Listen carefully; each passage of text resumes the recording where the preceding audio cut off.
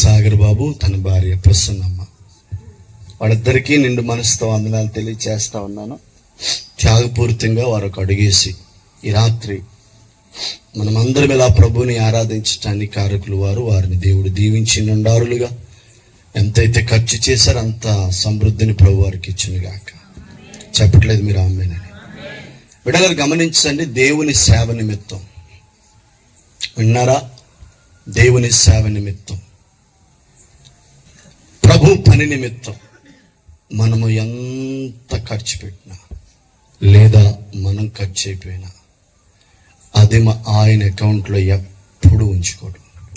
దేవుని సేవ నిమిత్తము, దేవుని పని నిమిత్తము మనము ఎంత ఖర్చు పెట్టినా, మనం ఖర్చు అయిపోయినా దాని ఫలము నా ప్రభు ఎప్పటికీ ఉంచుకోడు. ఆమేన్. అది వాస్తవం, బైబిల్ సత్యం. నీవు అది నమ్మితే నిశ్చయముగా రాత్రి మహిమ పొందుతాం. చూడండి, మలాకి పుస్తకం, నేను ఏమండి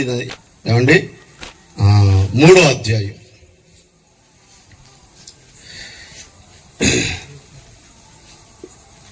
9వ వచనం.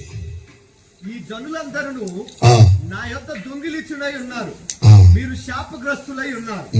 నా మందిరములో ఆహారం ఉండునట్లు 10వ వచనం. నా మందిరములో ఆహారం ఉండునట్లు 10వ భాగం అంతయు మీరు నా మందిరపు నిధిలోనికి తీసుకొని రండి.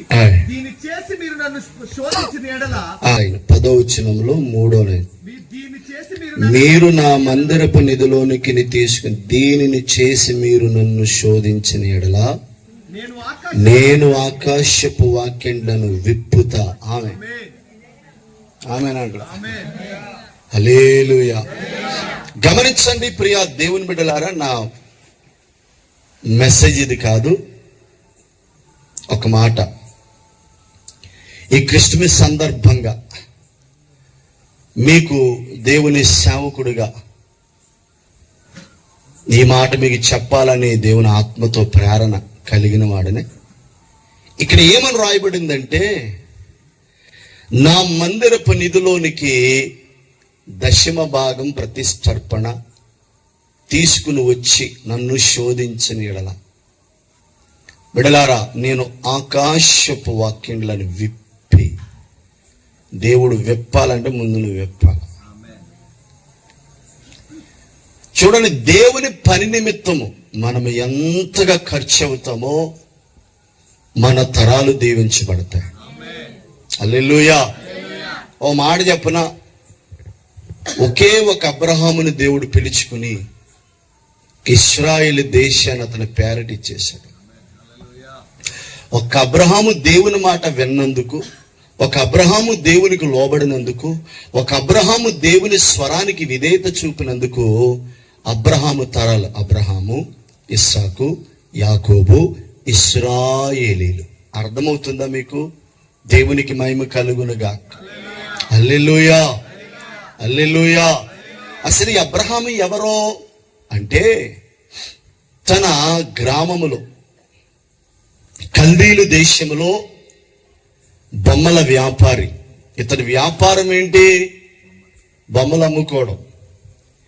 ఈ బొమ్మలు అమ్ముకునే వ్యాపారాన్ని చేస్తూ తన జీవనాన్ని కొనసాగించుకుంటా ఉన్నాడు ఈ అబ్రహాం. అట్లా ఉన్న అబ్రహాముని దేవుడు పిలిచాడట. హల్లెలూయా.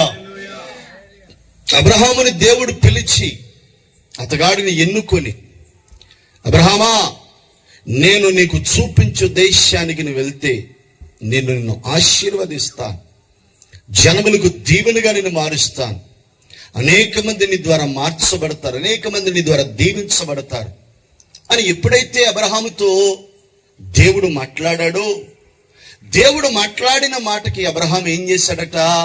లోబడ్డాడు. స్తోత్రం చెప్పండి. తన వ్యాపారమును, తనకున్న సమస్తాన్ని విడిచిపెట్టేసి ప్రభు కొరకు ప్రత్యేకించబడి దేవుడు చూపించిన కనాను దేశం ప్రయాణం ప్రారంభించాడు. హల్లెలూయా, హల్లెలూయా.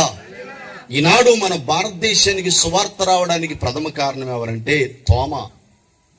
బిడలారా, ఈ తోమా కూడా దేవుడు పిలిస్తే తనకున్న సమస్తాన్ని వదిలేసి వచ్చేసాడు. ఎలీషా 14 అద్భుతాలు చేశాడు. సైన్స్ అండ్ వండర్స్ అన్నమాట. ఇక మామూలు కాదండి, ప్రపంచమే సైన్సే ఆశ్చర్యపోయే భీకరమైన అద్భుతాలు ఎలీషా చేశాడు. కారణం ఏంటో తెలుసా? 12 అరకలు దున్నుతున్నాడట ఎలీషా. అంటే తనకు చాలా పొలం ఉందండి దేవుని బిడ్డలారా.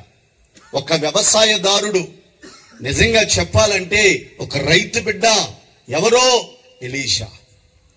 అలాంటి ఎలీషాని దేవుడు ఏలియా ద్వారా సేవకు పిలిచినప్పుడు అన్నీ వదిలేసి, అన్నీ పక్కన పెట్టి, తన జీవన విధానమంతా పక్కన పెట్టేసి ప్రభు కొరకు ప్రయాణం సాగించటం ప్రారంభించాడు. హల్లెలూయా.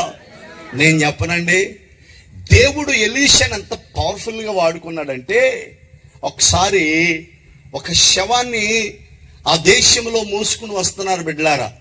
ఒక శవాన్ని, ఆ శవాన్ని మోసుకుని వస్తా ఉంటే, ఒక చోట యుద్ధం జరుగుతూ శత్రువులు తరుముకొస్తా ఉంటే, ఈ శవాన్ని ఎలీషా గారు ఉన్న ఆ సమాధిలో పడేస్తారండి. నమ్ముతారా బిడ్డలారా? ఆ శవానికి ఎలీషా గారు ఎముకలు తగలగానే ఈ పరిగెట్టే తీడు కూడా పరిగెడుతున్నాడు. దేవుని స్తోత్రం. వాళ్ళు అనుకున్నారు, రే పిశాసు వచ్చేస్తున్నాడు, దేవుడు వచ్చేస్తున్నాడు అనుకున్నారు. కానీ బిడ్డలారా, వాస్తవం చెప్పాలంటే ఎలీషా లోపల దేవుని అగ్ని ఉంది. దేవుడు అంత ప్రభావితమైన వ్యక్తిగా, అంత మరి శక్తి కలిగిన వ్యక్తిగా దేవుడు ఎలీషాని మార్చేశాడు. ఈ పూట ఆయన సేవకుడిగా ఆయన నీకు తెలియచేసే మాట ఏంటంటే, దేవుడు నిన్ను పిలిచినప్పుడు, దేవుడు నిన్ను ఎన్నుకున్నప్పుడు, దేవుడు నిన్ను ఏదైనా పని చేయమన్నప్పుడు, దేవుడు నీకు ఏదైనా పని అప్పగించినప్పుడు దానిలో నమ్మకంగా నిలిచి ఉంటూ ఆయన మాటకు లోబడి సమస్తం విడిచిపెట్టి వెంబడిస్తే, నేనంటాను, ప్రపంచానికి దీవెనగా, దేశాలకు దీవెనగా, జనములకు దీవెనగా నా ప్రభు నిన్ను వాడుకోబోతా ఉన్నాడు. గట్టిగా చప్పట్లు కొడుతూ ప్రభువుని మహింపరుచుదాం. హల్లెలూయా, హల్లెలూయా, హల్లెలూయా. ఏమండి నేను చెప్పనా, హలో ఎన్నో శోధనలు, మాటలు ఈ హన్నమ్మ పడ్డాది దేవుని బిడ్డలారా. దేవునికి స్తోత్రం. అలాంటి హన్నాని దేవుడు నమ్ముతారా, ప్రార్థన చేసి ఎంతో భక్తి శ్రద్ధలతో ప్రభువుని ఆరాధిస్తే దేవుడు హన్నా గర్భాన్ని తెరిచి ఒక మగబిడను దయచేస్తే వాడిని దేవుడు సేవకు ఇచ్చేసిందండి. హల్లెలూయా. ఎప్పుడైతే దేవుని సేవకు ఇచ్చేసిందో, ఎప్పుడైతే దేవునికి అప్పగించేసిందో, నమ్ముతారా దేవుని బిడ్డలారా, అతడు దేశానికి ప్రవక్తగా దేవుడు అతను మార్చేశాడు. హల్లెలూయా.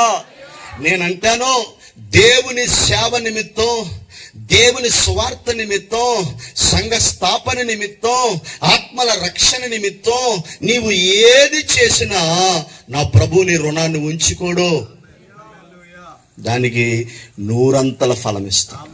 అసలు నీకు అర్థం కాక అంతైతుందా? యాకోబు ఒక చిన్న ప్రార్థన, తన తరములన్నీ దీవించబడ్డాయి. బాగా చెప్పలేదు మీరు.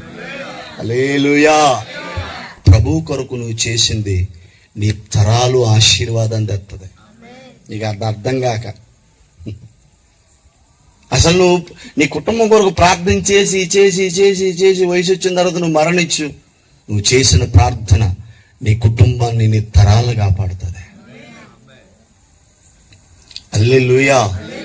యేసు ప్రభు ధన్యతల కొండలో ధన్యతల గురించి చెప్పాడు. నేను అంటాను, నీ కొరకు ఏడ్చేవారు, నీ కొరకు ప్రార్థించేవారు, నీ కొరకు పరిచర్య చేసేవారు, నీ కొరకు కన్నీళ్లు కార్చేవారు ఉంటే నువ్వు ధన్యురాలు. అలాంటి వాళ్ళని పోగొట్టుకోవద్దు, అలాంటి వాళ్ళు నిందలేయొద్దు, అలాంటి వాళ్ళని వదులుకోవద్దు. దేవునికి స్తోత్రం.